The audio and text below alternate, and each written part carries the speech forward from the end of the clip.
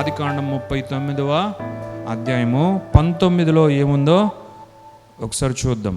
కాబట్టి అతని యజమానుడు ఇట్లు, నీ దాసుడు నన్ను చేసనని తన భార్య తనతో చెప్పిన మాటలు వినినప్పుడు కోపముతో మండిపడి 20లో అతనిని పట్టుకొని రాజు ఖైదీలు బంధింపబడు చెరసాలలో వేయించెను.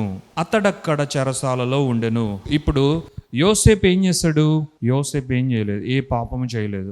ఏది ఇచ్చినా సరే ఆ ఫ్రీ ఆఫర్ని తీసేసుకోలేదు యోసేపు. ఒక అత్యున్నతమైన స్థితిలో ధనవంతుని ఇంట పుట్టిన, ధనవంతుని ఇంట పెరిగిన, దేవుని భయభక్తులలో పెరిగి ఒక సమయానికి దేవుని దర్శనాన్ని కళ రూపంలో పొందుకొని దాని ద్వారానే ద్వేషింపబడి అవమానింపబడి ఇక తనను కొట్టి చంపేయాలనుకొని దేవుని కృప చొప్పున ఒక దూర ప్రాంతానికి కొనిపోబడిన ఒక వ్యక్తి అక్కడ ఒక బానిసగా అయిపోయి దిగంబరిగా కూడా అయిపోయి దేవుని కృప చొప్పున మరలా ఒక అధికారి ఇంట చేర్చబడి ఆ అధికారి తనను బానిసగా ఏమాత్రం చూడలేదు, కానీ తన యందు దేవుడు ఉన్నాడు, దేవుని సన్నిధి ఉంది, దేవుని కటాక్షము ఈ బిడ్డ జీవితంలో ఉందని గుర్తించి తనను పైకి లేవనెత్తి ఒక అధికారి క్రింద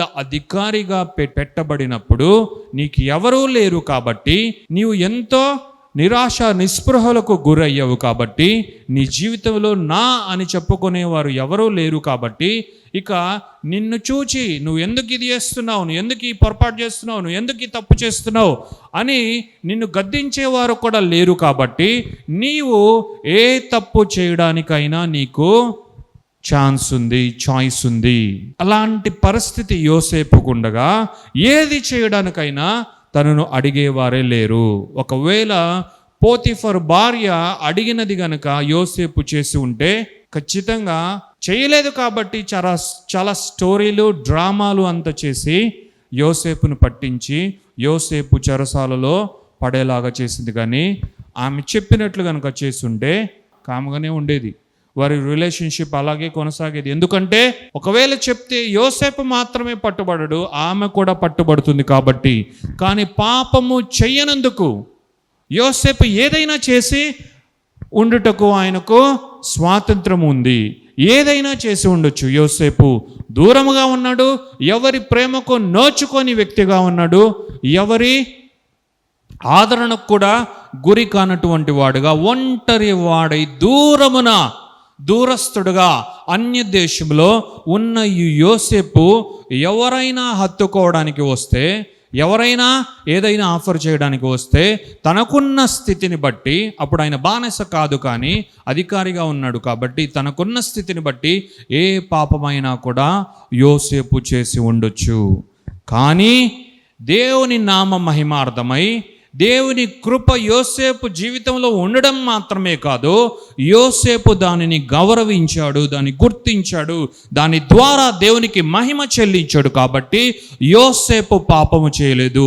యోసేపు దానిని తిరస్కరించాడు కానీ దాన్ని స్వీకరించలేదు. ఆమెను రిజెక్ట్ చేశాడు, ఆమె ఇచ్చిన ఆఫర్ని రిజెక్ట్ చేశాడు. కాబట్టే ఇప్పుడు ఖైదీగా అయిపోయాడు, ఇప్పుడు బంధింపబడి చెరసాలలో వేయబడ్డాడు యోసేపు. దేవుని వాక్యము ఒకసారి మనము గమనించాలి.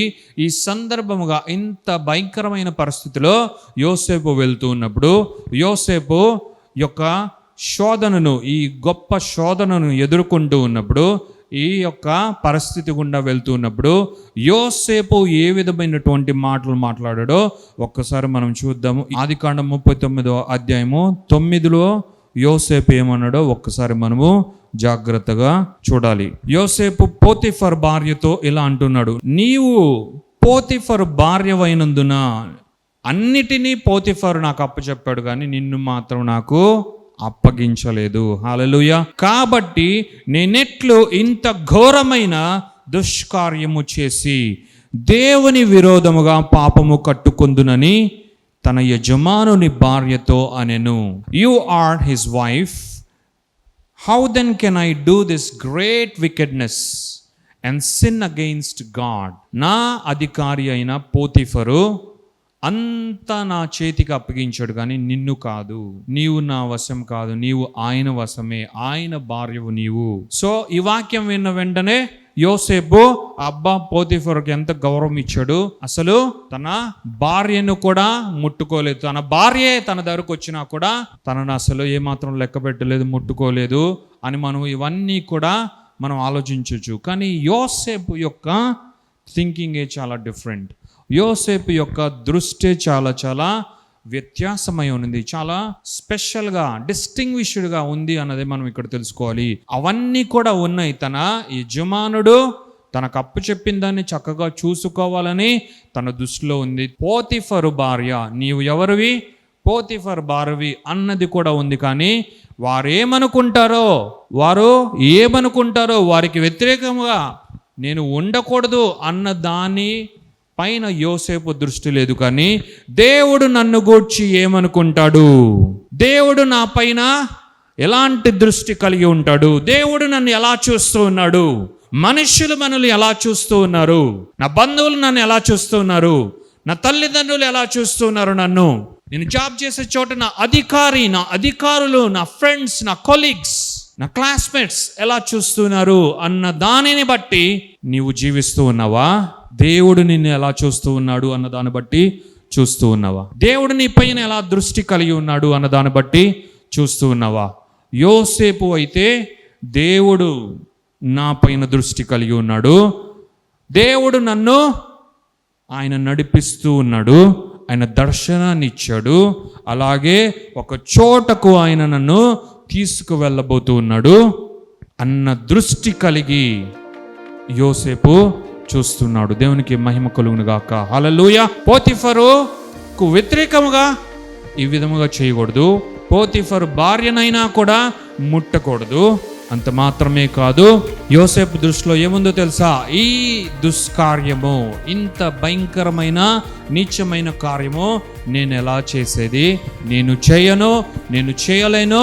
నా దేవునికి వ్యతిరేకమైన కార్యాన్ని, నా దేవునికి వ్యతిరేకమైన పాపమును నేను చెయ్యను. దేవునికి మహిమ కలుగును గాక. హల్లెలూయా.